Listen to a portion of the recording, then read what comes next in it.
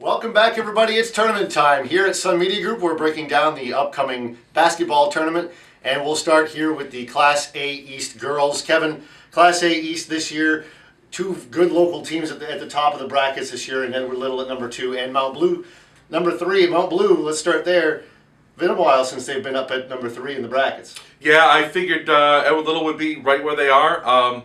Mount Blue, I wasn't expecting them to be this high. I knew they'd probably make a push for the playoffs, and maybe they'd get 7, 8, 9, be in a prelim spot, get one of the later playoff berths. But they've had a great year, and they're number 3, and they beat a lot of teams, and they're going in with nothing to lose. More so on the guys' side, but also on the girls' side. Really, the bracket very wide open. On the girls' side this year. Coney, clearly the number 1. They haven't lost this year, so you got to look at the Rams as probably the favorites coming out of there. But Edward Little knocking on the door. Each of the last 4 years they've been up in the top, along with Mount Blue now at number 3. You got to think anything can play out here early, especially for Mount Blue where they face Skowhegan there in the first round. Yeah, a week ago or so, I really thought that anybody could win this, and I was really had a feeling that Coney wasn't going to win this, even though they were going to be the top seed and undefeated. Then I saw Coney play the KVAC game, and it wasn't that they played outstanding or that great. I mean, they had a good game and they won.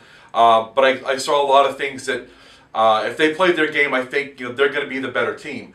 But there are some other teams out there. Edward Little has lost to them 3 times, but they're the kind of team that can give Coney a good battle. They've been close games, and they're both those kind of teams that if they start hitting their shots, anything can happen.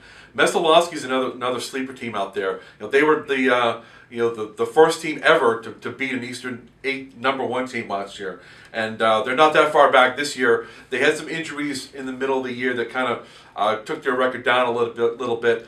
So they're going to be one of the teams to watch too that could knock somebody off. And they're in a dangerous spot too because they're the 5 seed, so they get Mount Ararat first, and then they get probably, assuming Coney can get by number 9 Bangor, they're going to get Coney in that second round. That's a dangerous spot for them. Yeah. Edward Little faces Hampden again this year. That's old hat. I mean, they seem to face Hampden every year, whether it's for a semifinal, a final, or this year a quarterfinal.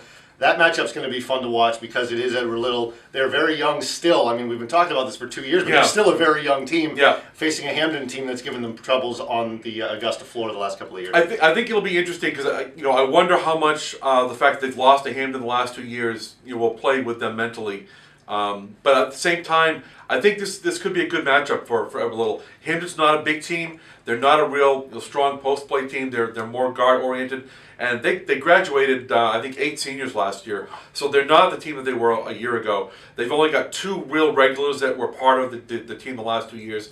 So I think actually EL comes in as the more experienced team and probably the more talented team and seasoned team in Augusta. So it's one of those games that I think EL will obviously go in as the favorite, and it should be a good matchup for EL if they play well enough. Thank you, Kevin. Thank you, everybody, for watching, and we'll see you at the tournament. Kevin Mills, Justin Pelletier here for Sun Media.